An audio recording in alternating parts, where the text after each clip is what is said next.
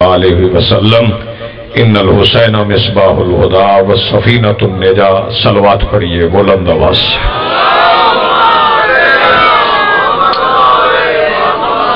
سب سے پہلے آج کی صفحہ انتظار اور اس پر حاضر منتظرین کے دلوں میں موجود ولایت ولی مطلق کے وسیلہ سے درخواست گزار ہوں اپنے اس وارث کے حضور جو پردہ غیب میں فرزند ابو طالب کی حیثیت سے موجود ہے کہ کائنات کا وہ مطلق العنان مدبر الامور اپنے رخ سے حجاب غیبت ہٹائے اور کائنات کو اپنا چہرہ دکھا کے سمجھائے کہ محمد ایسے ہوتے ہیں.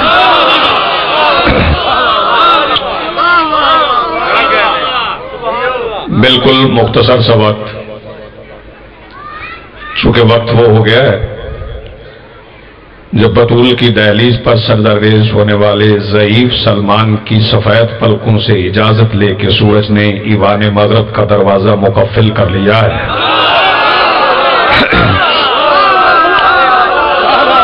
معراج چونکہ عبادت کے لیے مخصوص ہوتی ہے، میں رانا صاحب 4 یا 5 جملے مختصر سے فضیلت کے کہہ کے سلام کر جاؤں گا. نام میرا فہرست میں لکھا گیا. پہلا جملہ میں کہنے جا رہا ہوں،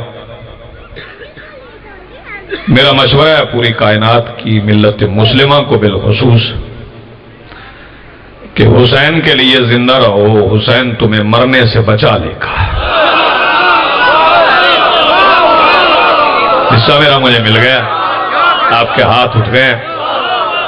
شبیر کے لیے زندہ رہو، شبیر تمہیں مرنے سے بچا لے گا. پہلا جملہ میں نے کہہ دیا.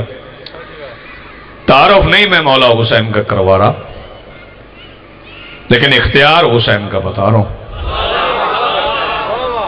وہی یزید کے لشکر میں تھا،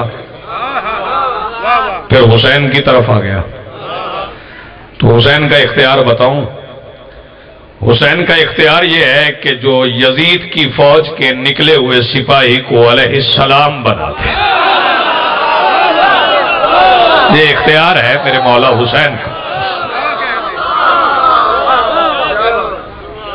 ایک جملہ اور میں اختیار حسین میں عرض کرنے جا رہا ہوں. تو حسین کا اختیار کیا ہے؟ شبیر کا اختیار یہ ہے کہ وہ موت کے منہ میں زندگی کا ذائقہ ڈال دیتا ہے. زندگی آپ کی سلامت ہے. یہ میرے مولا کا اختیار ہے کہ وہ موت کے منہ میں زندگی کا ذائقہ ڈال دیتا ہے. چونکہ حسین سے بڑی محبت ہے رسول کو، اور رسول سے بڑی محبت ہے خدا کو. ابھی سلطانی صاحب کہہ رہے تھے کہ عقیدہ اپنا اپنا ہے، تو ہوتا ہی اپنا اپنا ہے. کسی دوسرے کے عقیدے پہ حق جتایا نہیں جا سکتا. عقیدہ وہی ہے جو اپنے سینے میں ہوتا ہے. رسول کو پیار حسین سے، اللہ کو پیار رسول سے، اور اللہ کو رسول سے پیار ہے ہی اس لیے کہ رسول کو حسین سے پیار ہے. میں 2 مصرے پڑھ رہا ہوں، کافی افراد ہیں، مجلس تو ایک بندے سے بھی ہو جاتی ہے. 2 مصرے پڑھ رہا ہوں چونکہ بات ہور سے شروع ہوئی. ہور کا سفر عجیب سے بڑھ کر عجیب ہے. ہور کا سفر عجیب سے بڑھ کر عجیب ہے. مٹی پہ چل کے نور کے رب تک پہنچ گیا. ہائے ہائے زندگی آپ کی. ہور کا سفر عجیب سے بڑھ کر عجیب ہے. مٹی پہ چل کے نور کے رب تک پہنچ گیا. اچھا، چونکہ رسول کو بڑا پیار ہے حسین سے، تو ایک ہی منظر سناؤں گا اور اس پہ میں آپ کو سلام کرتا ہوں. رسول نے حسین کو کندھوں پہ اٹھایا دن عید کا. ابھی سلطانی صاحب کہہ رہے تھے کہ دنیا سمجھتی ہے کہ ہم گھوڑے کا احترام کرتے ہیں. ویسے میلاد کا جلسہ پڑھتے ہوئے بھی مولوی کہہ جاتے ہیں کہ جو گھوڑا دیکھے گا اس کا نکاح ٹوٹ جائے گا. میں نے ایک مولوی سے پوچھا ہر گھوڑا دیکھنے سے نکاح ٹوٹتا ہے؟ تو انہوں نے کہا نہیں، ہر گھوڑا دیکھنے سے نکاح نہیں ٹوٹتا، صرف حسین کی سواری کی شبیہ دیکھنے سے نکاح ٹوٹ جاتا ہے۔ میں نے مولوی صاحب سے کہا اچھا اگر حسین کی سواری کی شبی دیکھنے سے نکاح ٹوٹتا ہے تو میں آپ کو وہ پہلا بندہ دکھاؤں جس نے حسین کی سواری کی شبی دیکھی تھی، تو پھر مانیے گا اس کا نکاح ٹوٹ گیا۔ اگر نکاح ٹوٹ گیا تو پھر دوبارہ نکاح ہوا، اگر دوبارہ نکاح نہیں ہوا تو پھر مان لیجئے گا کہ اس نے باقی زندگی ٹوٹے ہوئے نکاح کے ساتھ گزار دی۔ کہنے لگا دکھائیے۔ میں نے کہا عید کا دن تھا، حسین نے کہا تھا نانا میری سواری نہیں ہے۔ یہ زندگی آپ کی سلامت رہے، آباد رہے۔ وہ جو عید کا دن تھا اس دن رسول نے حسین کو کندھوں پہ اٹھایا اور منظر کیا تھا؟ دونوں کندھوں کے درمیان مہر نبوت، کندھوں کے اوپر وہ چادر جس کی اللہ قرآن میں قسمیں کھاتا ہے، اور رسول نے حسین کو کندھوں پہ اٹھا لیا۔ میں یہ نہیں کہتا کہ آپ کھڑے ہوں یا بیٹھے رہیں، بس جب تک مجلس ہے تب تک بیٹھے رہیں، اور میرا جملہ قبول فرمائیے گا۔ کندھوں پہ حسین اور رسول چل پڑے، اور جب رسول مدینے کی گلی میں چلتے تھے تو اکیلے تو نہیں چلتے تھے، صحابی پیچھے چلتے۔ مدینے کی گلی صحابیوں سے بھر گئی، آگے رسول، رسول پہ حسین، اور ہر صحابی کی زبان پہ ایک ہی لفظ تھا، حسین حسین حسین۔ اس کا مطلب ہے رسول کی قیادت میں مدینے میں وہ پہلا جلوس نکلا تھا جس میں ایک ہی آواز تھی، یا حسین یا حسین۔ یہ رسول کی قیادت میں جلوس نکلا تھا۔ جی بڑی مہربانی، حصہ میرا آپ نے مجھے دے دیا، بڑا اچھا آپ نے سن لیا۔ اچھا جب کوئی بڑا بندہ، کوئی بڑی ہستی اپنا بیٹا اٹھا کے باہر نکلے تو اس کے نوکر مرید چاہنے والے ہوتے ہیں، وہ کہتے ہیں لائے قبلہ ہمیں دے دیں، ہم اٹھا لیتے ہیں۔ تو رسول سے بڑا کون ہوگا، اور صحابیوں سے بڑے نوکر کون ہوں گے؟ جب رسول حسین کو اٹھا کے مدینے کی گلی میں چلے تو صحابی آگے بڑھتے تھے، لائیں سرکار میں اٹھا لیتا ہوں۔ ایک صحابی کے ہاتھ آگے بڑھے، سرکار لائیں میں حسین کو اٹھا لوں۔ رسول کے تیور بدل گئے، جلال میں آگے کہتے وہیں رکے رہو، حسین کو اٹھانے کے لیے محمد ہونا ضروری ہے۔ زندگی آپ کی سلامت رہے، آباد ہے۔ حسین کو اٹھانے کے لیے بڑی مہربانی، بہت شکریہ۔ حسین کو اٹھانے کے لیے محمد ہونا ضروری ہے۔ رسول نے حسین کو کندھوں پہ اٹھایا۔ اچھا ایک جملہ میں یہاں اور کہتا ہوں، بڑے بندے گزرے ہیں جنہوں نے کہا جی میں خدا ہوں۔ دماغ کے خلل کا کیا ہوتا ہے؟ وہ بندے کو کہیں کا کہیں لے جاتا ہے۔ بندہ اپنے آپ کو کچھ سمجھنے لگے تو سمجھتے سمجھتے وہ اتنا ناسمجھ ہو جاتا ہے کہ پھر اپنے آپ کو سب کچھ ہی سمجھنے لگتا ہے۔ یہ اپنے آپ کو کچھ سمجھنا یہ ناسمجھی کی باتیں ہیں۔ لوگوں نے کہا کہ میں خدا ہوں، لوگوں نے کہا میں نبی ہوں، نبوت کا دعویٰ بھی ہوا، خدائی کا دعویٰ بھی ہوا، امامت کا دعویٰ بھی ہوا۔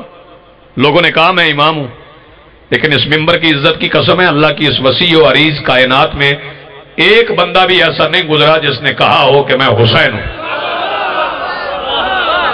بھائی توجہ، یہاں میں 2 مصرے پڑھنے کے لیے آپ کو لے آیا ہوں، 2 مصرے آپ کو سنانا چاہتا ہوں۔ اس کے لیے میں نے آپ کو اتنی زحمت دی ہے۔ کائنات میں ایک بندہ بھی ایسا نہیں جو یہ کہے کہ میں حسین ہوں۔ کیوں نہیں کہتا؟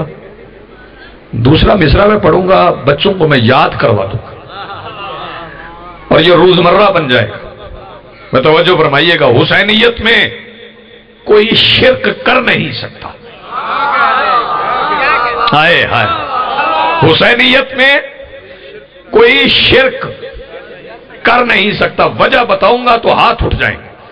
حسینیت میں کوئی شرک کر نہیں سکتا۔ وجہ کیا ہے کہ اس کے گرد وفا کے خدا کا پہرا ہے۔ ہائے ہائے ہائے ہائے، حسینیت میں کوئی شرک کر نہیں سکتا کہ اس کے گرد وفا کے خدا کا پہرا۔ دنیا نے پہچانا ہی نہیں حسین کو کہ حسین کیا ہے۔ اچھا مدینے کی گلی میں رسول نے حسین کو اٹھایا ہوا اور حسین کے ہاتھ میں رسول کی زلفیں۔ یہاں پہ کچھ احمق کہہ جاتے ہیں کہ جی وہ لگامیں تھیں، ادھر موڑتے تھے تو رسول ادھر مڑ جاتے تھے۔ نہ، رسول کی زلفیں مختار حسین تھے۔ یہ پتہ ہے مختار کیا ہے؟ یہ مختار سمجھا دوں مختار کیا ہے؟ یہ پگڑیاں بندے باندھتے ہیں، اپنے بال سنوارتے ہیں اور سنوارنے کے بعد پھر پگڑی باندھ لی تو پھر بال بندے کے اختیار میں رہتے ہیں۔ نہیں پھر پگڑی کی مرضی ہے، وہ ادھر کے بال ادھر کر دے، ادھر کے بال ادھر کر دے۔ اگر یہ پگڑی سمجھ میں آ جائے تو میں 2 مصرے پڑھوں۔ حسین اصغر کا آئینہ ہے، حسین کردار مصطفیٰ ہے، نبی کی زلفیں وہ کیوں نہ پکڑے، حسین دستار مصطفیٰ ہے۔ آباد رہیں، زندگی آپ کی سلامت رہے، نبی کی زلفیں وہ کیوں نہ پکڑے، حسین دستار مصطفیٰ ہے۔ اچھا، رسول مدینے کی گلی میں چل رہے، حسین کے ہاتھ میں زلفیں اور بڑے پیار سے حسین ان زلفوں کو مس کر رہے، حسین رسول کی زلفوں کے لمس کا لطف لے رہے اور رسول حسین کی موجودگی کا لطف اٹھا رہے۔ بار بار حسین کہتے ہیں نانا اب اتار دیں، نانا اب اتار دیں، رسول آواز دے کے کہتے ہیں نہیں بیٹا ابھی تو لطف آنا شروع ہوا ہے۔ آباد رہیں جی، سلامت رہیں، زندگی آپ کی۔ بس رسول مدینے کی میری حاضری مکمل ہو گئی۔ رسول مدینے کی ہر گلی میں حسین کو اٹھا کے گئے، ہر گھر کے سامنے سے گزرے، پھر مسجد نبوی میں آ گئے، اصحاب کا اجتماع تھا۔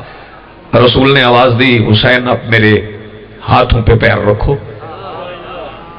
حسین نے رسول کے ہاتھوں پہ پیر رکھے، رسول نے اٹھا کے سینے سے لگایا، پھر گود میں بٹھایا۔ سامنے صحابی بیٹھے تھے اور رسول ان کو دکھا رہے تھے مسلمانوں دیکھ لو، اگر کبھی حسین کو اتارنا پڑ جائے تو ایسے اتارنا ہے۔ میں مناسب نہیں سمجھتا کہ نامکمل عبادت چھوڑ دوں، رات کا وقت ہے، فضائل پہ چھوڑنا نہیں چاہتا، بھلے ایک جملہ میں مصائب کا کہوں۔ یقیناً مقبول مجلس ہے، یہ بچھی ہوئی صف بشارت سے پتہ اس وقت چلے گئے سداسی کا جب یہ صف آپ لپیٹ دیں گے، اٹھ جائیں گے، مجلس ختم ہو جائے گی۔ ابھی تو حوصلہ ہے نا، مجلس ہو رہی ہے، صبح آغاز ہوئی تھی، اور اگر یقین نہ آئے نا تو آپ تو سب چلے جائیں گے۔ میں بتاؤں کون نہیں جائے گا؟ بشارت سے رات 12 بجے کے بعد جب تہجد کی نماز کا وقت ہو تو اسی مجلس گاہ میں آ جانا، اگر کسی کی سسکیوں کی آواز نہ آئے تو مجھے سید نہ کہنا۔ بس ایک جملہ میں نے مصائب کا کہنا ہے، ایک جملہ میں کہہ گیا ہوں، ایک اور کہوں اور اس پہ میں سلام کر رہا ہوں۔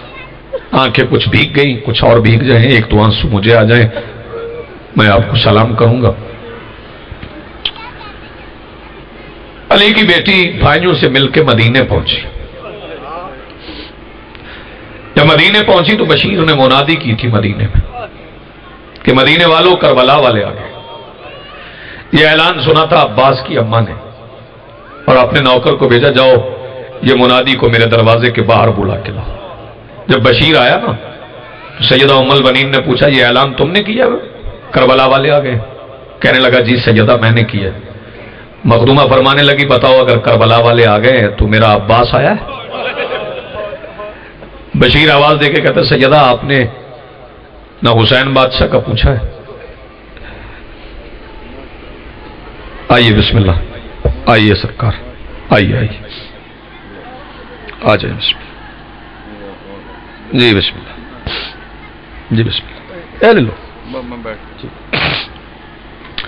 سیدہ آپ نے نہ اکبر کا پوچھا نہ حسین بادشاہ کا پوچھا، آپ نے پوچھا تو صرف اپنے عباس کا۔ بابا جی بیٹھے، آپ دیکھیے گا میری طرف، میں ایک جملہ مصائب کا کہہ رہا ہوں۔ سیدہ آواز دے کے کہتی ہیں بشیر میں نے اسی کا پوچھا ہے جو آ گیا ہے تو سارے آ گئے۔